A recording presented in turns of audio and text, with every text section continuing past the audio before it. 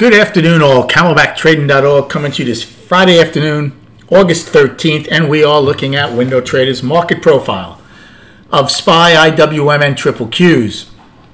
A lot to talk about. We'll go over all three of these indices charts. A lot of things I want to point out in the SPY and ES as we go along. First off, let's start with with the Triple Qs. Triple Qs held their trend day from yesterday. Remember, after 2 days, they had double distribution days down. They had a double distribution day up yesterday. Didn't even come close to testing it.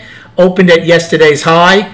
They did get below their price pro, but spent the entire day above their opening. They ended 12 wide. At one point, it looks like they had a chance to go get their highs. They only had a couple of more stops, but they didn't have enough energy to do it.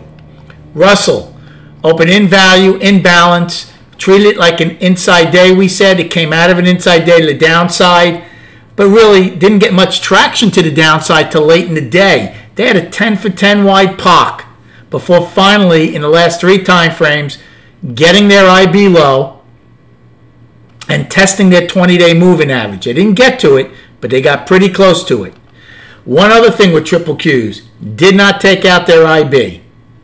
Now, SPY and ES. A lot of things. First of all, we have to give the bulls incredible credit. New highs, 6 out of 7 trading days. We continue in all three time frames up. No pullbacks whatsoever. We barely touched the price spike, price probe from yesterday, held it, and we go out with another price probe. We already have a new all-time high in the overnight by just pennies. But it's there because I use end period.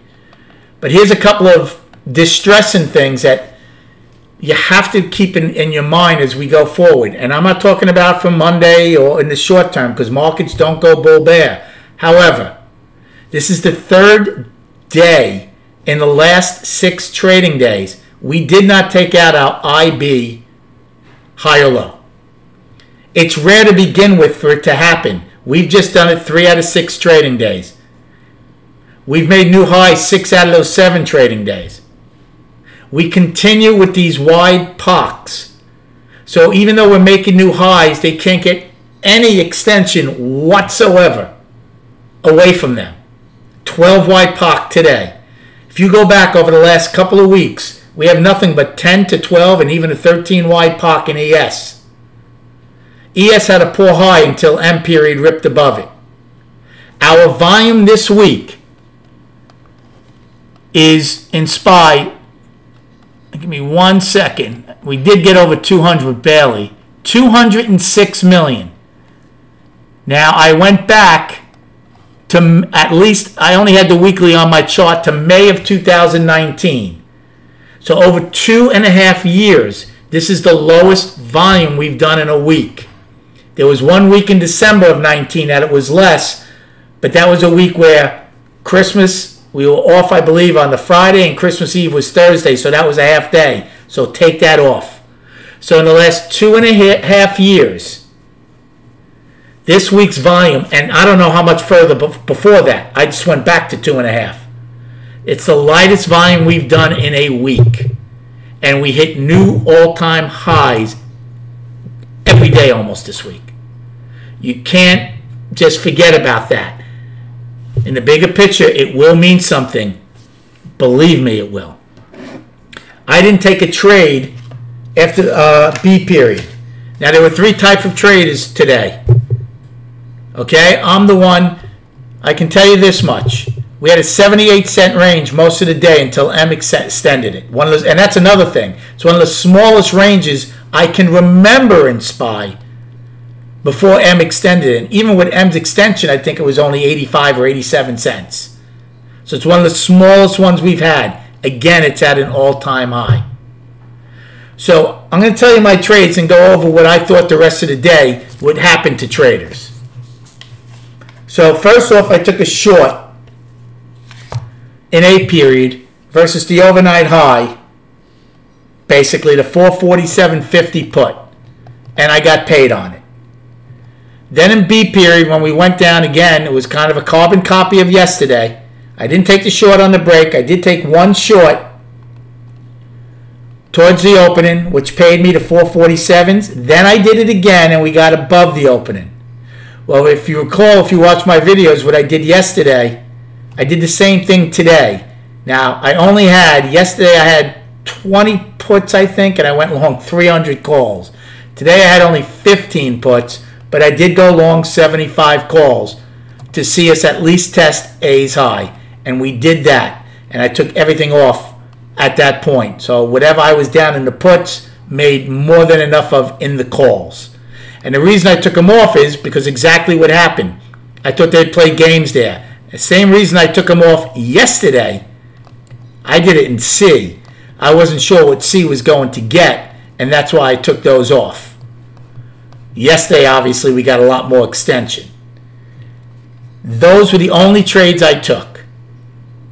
Because when you have a 78-cent range with almost a perfect POC, going through the opening 12 out of 13 time frames, and C missed it by only 3 cents, there's not much there. So there's 3 types of traders for the rest of the day, what people would look to do. First is the traders that will trade the edges. So if you shorted I's high against A, you did well when it came in. If you long K's low against B, you did well because we went back up. So those are one type of trader. Then there's the type of trader I am. I was waiting to see if we made a new high, and if we don't get extension, to fade back down. Same on the downside. If we make a new low, I'm waiting to make a new low. If we don't get extension, to fade it then. So did I miss out on opportunities? A couple? Yeah. Nothing, but that's the kind, you have to know what kind of trader you are, and that's the way I am. As anybody who was in my room and or listens to me on here knows that. Could have taken something small on both of these, but I prefer to wait to see if we get it. And then there's the third trader. And that's most of the traders, I guarantee you today. It's a shame if you get hurt on a day like today. But I can assure you, more traders than the ones that fade the edges or look to fade the extremes outside in, more traders than not today will buy in the high of I, looking for it to pop, only to get hurt. And then same people shorting K's low, looking for it to rip, and only to get hurt. So the purpose of my trading room is strictly to educate and inform people who your competition is, what they're looking to do, what's going on in the market. Much more important than following people's trades. I tell people my trades, but that's not the purpose of the room. And even on a day like today with such small range and such light volume, I guarantee you a lot of people got hurt on those 2 trades. As far as destinations on Monday, there's 2 to the upside. Now I'm using, this is the New York Stock Exchange close and print. So I'm using 445.92. I know Schwab and a bunch of the others are showing 94 cents. I'm using that as my regular trade now is high. And then I'm using 440, now it's only 3 cents higher, but 445.95 as my overnight all-time high for at least now, unless we make a new one, either tonight or Monday prior to the opening. Now, as you can see, they sold off pretty good here. Now, I didn't fade this, by the way. One other thing. When it gets this late in the day, it happened at like 3:58 or 3:59. I am not going to look to fade a new high at 3:59 in M period. Yes, it came in, but that's also not my style. So those are your 2 upside destinations. 445.92 weekly high, all-time high. 445.95 overnight all-time high. Downside, A's high, even though we closed below it. 445.83 is the price probe. Then we have our 12 wide pocket, 445.54. Then we have today's low of 445.07. Just make sure that was the low. Yep, 445.07. Then we have the single prints from yesterday. 444.77 to 44. 444.53 to 50. 444.11, 443.87. And that's what I'm going to give you. Now, let's go to the charts and start talking about all three of these. So first, we're going to start with Russell. Russell, like we've been talking about, has been having major issues. Nothing's really changed here, especially in the bigger picture. They're in including this month, a 6-month balance. Until you either take out March's high or March's low, you're in that balance and you play the balance rules. Plain and simple. When you're in the middle of the balance, for swing traders, it makes it harder because there's no real great risk reward. But like last month, we got close to the bottom of March's low, right? We got to within $2 of it. For a swing trader, that's a decent risk reward trade. You know you're out below March's low. But if you hold it like you did, they got paid. Monthly is balance. Weekly. Now, again, because this is an art and it's subjective to people's views, some people will be calling the weekly up. You can also call it balance. Yes, we're one time framing up 2 weeks. Now remember, we had an inside week this week. That does not stop the one-time framing. Not only that, Russell usually has pretty good ranges. Their range is $3.37. We get those kind of moves in a day, in a time frame in Russell.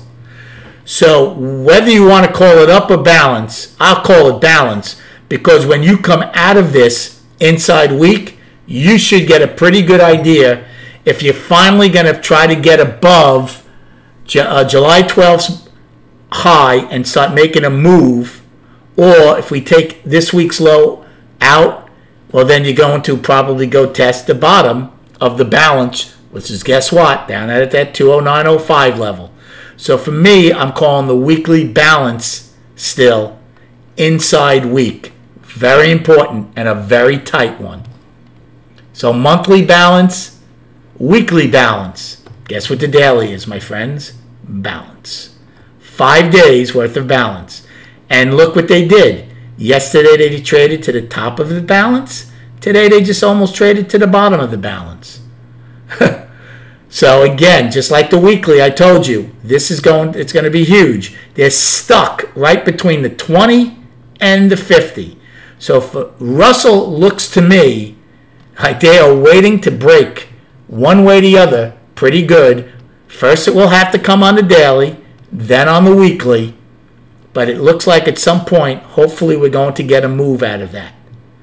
And I said this in the room. People always talk about gap rules applying. Gaps are rare, as opposed to balance rules are just as important, if not more important, than gap rules for me. Let me tell you, you're going to see balance rules come into play a lot more than gap rules. So if you don't understand them, ask me or learn them. So balance in all 3 time frames in the Russell. Triple Qs. Monthly is up, one time framing up 3 months, so they're in good shape. Weekly, again, we had an outside week up. We've been going up, not a lot of distance. You can call it up, you can call it balance. Now, I didn't realize this either because I haven't looked at the weekly chart. They have an inside week also. So both Russell and Triple Qs have an inside week. So this should give us some pretty good information next week. If we come out of it to the upside, you're definitely going to get the all-time high and see if they start a new leg higher. If you come out of it to the downside, well, your first stop would be 3 weeks ago, 360.16 low, and if that doesn't hold, then the 352 low. So monthly's up. I'm going to call weekly balance because they've gotten 0 distance away and they had an inside week. So balance for the weekly, and daily is definitely balance. We took out yesterday's high. They stopped the one-time framing down for 2 days. 4-day balance. Tuesday's the high. Yesterday's the low of it. And it's a tight balance. So again, Russell and Qs have very tight balances. on these inside weeks. Russell was whatever I told you it was. Triple Q's is $5.26. That's also small. Now let's go to the SPY. 10 months, one time framing up. 15 out of 17 or whatever it is I've been saying. Healthy. Now, we're still not that far away from last month's high is 441.80. We're only $4 higher than last month's high. That's less than 1%. And we're almost to the middle of the month. But we're still healthy. Weekly. Now, different from triple Qs, we had the outside week up. We've gotten a little bit further away than they have. And we didn't have an inside week. So I am calling the weekly up. But our range, my friends, are just as small as the other two indices. $4.63. So the reason I'm saying this is the odds of coming out of these inside week, well, we don't have an inside week, but for the other two are good. But we also have to keep in mind they could take out both sides of them if they ever got any volatility. So right now the monthly in SPY is clearly up. The weekly in SPY and ES for me is clearly up. The daily is clearly up. We're one time framing up 4 days. So when you look at the chart, everything is no doubt healthy right now in all 3 time frames. And since markets don't go bull bear, I can't get biased and say, well, everything I said earlier, 3 days we didn't take out the IB. We're not getting that much distance away from last month's high. The volume is horrendous. And all this is true. But realize we can come in 2-3%. And all that does is put us into balance in the weekly. Now, next week's low becomes very, very important, right? Or this week's, I should say. It's 441.31. That's the first step. Well, first step would be, again, for the daily to come into balance. That's step 1 that we need. Once the daily comes into balance, then you would look for the weekly to come into balance. For that to happen, we have to take out 441.31. Now, if we take that out, the next 2 weekly lows would be your destinations, and they're within pennies of each other when you get down there. So it would not be hard. You see this grinding we've done for 3 weeks after the outside week up? If any seller whatsoever, long-term or short-term, decide to show up, we would take out these 3 weekly lows in a heartbeat. The question is, are we going to do that next week? Or are we going to do that next month? I don't know the answer to that. I do know those factors that we talk about light volume, not getting IBs, wide POCs. These are things you cannot ignore. Because guess what? When the market comes in, you know what they're going to say on all the fake news, stupid stations. Oh, inflation's back, raising its head. Oh, COVID is worse than we thought. Guess what? COVID is bad right now. Inflation is bad right now. And we just hit all-time highs. So don't tell me next week or next month when the market comes in 2 or 3%, those are the reasons. It will come in 2 or 3% because the market couldn't get distance away, because the structure was poor, because there was no long-term buyers supporting it. That's why the market will come in. And be the smart one when you talk to your friends and family if they ask you about the market when that happens, and tell them those reasons. You'll look like a genius, believe me. And then, and only then, if we do that in the weekly, can we look at the monthly, which right now is 421.97. I hope what we go over here is informative, especially for newer traders. I know this video is long, but you have all weekend to watch it. I hope you had a good week trading. And by the way I do these videos, this is what I do for 6.5 hours every day with my trading room. Teaching them, educating them. It's a live webinar, and it's for $30 a month. So if you really want to learn the market the right way, Why don't you give us a try? Come try us out. I hope you had a good day trading. Enjoy your weekend, and we'll speak prior to the opening on Monday.